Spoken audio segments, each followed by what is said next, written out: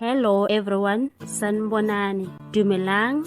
Nota Baloyi, the controversial guy who is always trending for his opinions about the entertainment industry. He has taken time to write an open letter to Somizi. This happened after Mohale Motaung, who was married to Somizi, had an interview with the Showmax. Mohale left no stone unturned and spilled the beans on the relationship he had with his ex-husband, Som. It was a bombshell after a bombshell. He exposed Somizi so bad without bashing him though. Now that's what I call maturity. And the guy even admitted his mistakes on their relationship. Nota Baloyi decided to write an open letter to Somizi after that interview. Musa Kaula shared the open letter to his timeline and captioned it, Nota Baloyi pens an open letter to Sarafina. Nota Baloyi starts by addressing Idols SA for siding with Sarafina, regardless of Sarafina being a convicted sex offender. Nota Baloyi speaks about Sarafina being charged with spreading misinformation after he lied about Fikile Mbalule. The letter reads as follows. Judging by the judges, South Africa idolizes sex offences. Backed by popular demand, Somizi has shaken off abuse claims against him and is set to return to the judge's seat at Idols SA. Fortunately, this time around, the contestants will be auditioning online, so there's no threat that they'll have to come face-to-face with the convicted sex offender with predatory tendencies unless they make it to the golden ticket stage, or should it be the golden shower stage a la R. Kelly. Accountability culture has been slow moving in calling out abuses from the LGBTQI community. With the same swiftness may pounce in black men who have committed cancelable offenses. Who can forget how the Netflix CEO had to come to the rescue of comedian Dave Chappelle for what they saw as him punching down on transgenders? Closer to home, Sol Penduka of Podcast and Chill fame wasn't spared the feast of fury when he made a remark which was misconstrued as transphobic in a January 2021 episode of Podcast and Chill, which resulted in the platform losing millions in advertising revenue. Somizi, on the other hand, was forced to take a break from judging the previous season of Idols after his estranged husband Mohale Motaung made allegations that he had been the victim of abuse as well as attempted murder. After being driven off to the road following an argument, the then lovers had took a turn for the worst. This was revealed in a leaked audio which was first published online by the City Press.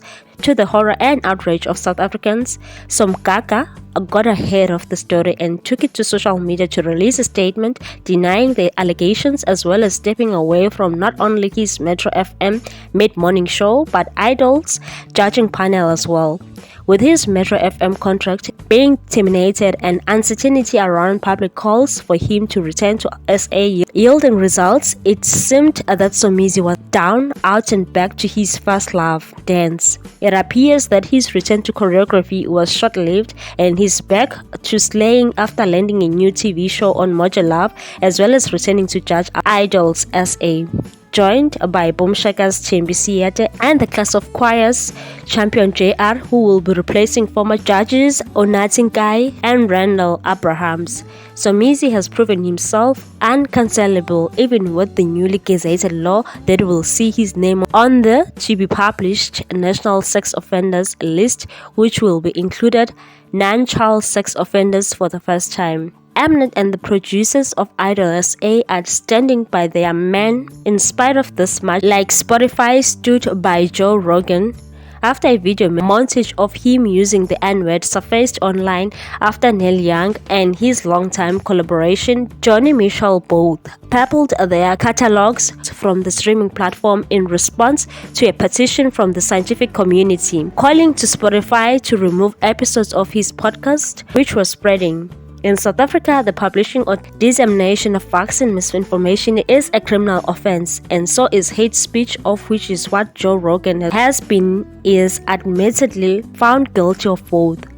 Somizi, a convicted sex offender, has also been charged with spreading misinformation after admitting that he lied about Fikile Mbalule. giving him a scoop that lockdown level 5 will be extended beyond its initial 21 days. The minister denied that he had told Somizi that the lockdown will be extended and invited the media to the Sandton police station, where he had laid a charge against former Metro FM DJ for contravening the Disaster Management Act. Somizi handed himself over to the police before being released on 1,500 rand bail.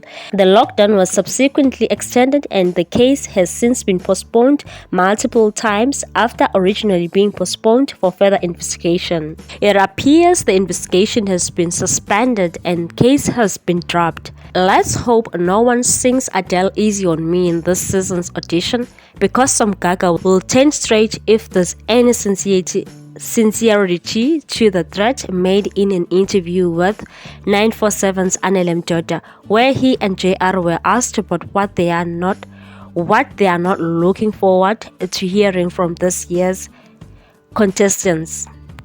God forbid he renders himself cancelable by changing his sexual orientation. His fans better be prepared to rally behind him again in case he doesn't get his wish, which is highly unlikely because nothing says singing contest like a terrible rendition of an Adele's hit song. It's a staple, and I'm willing to bet that performance of that song in particular could be the decider as to who will win the ultimate winner.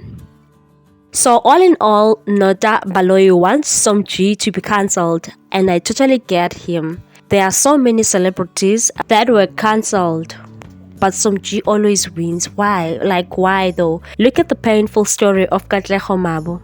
It's so sad, shame. Share your thoughts on this one. Thanks for watching. Please subscribe for more news.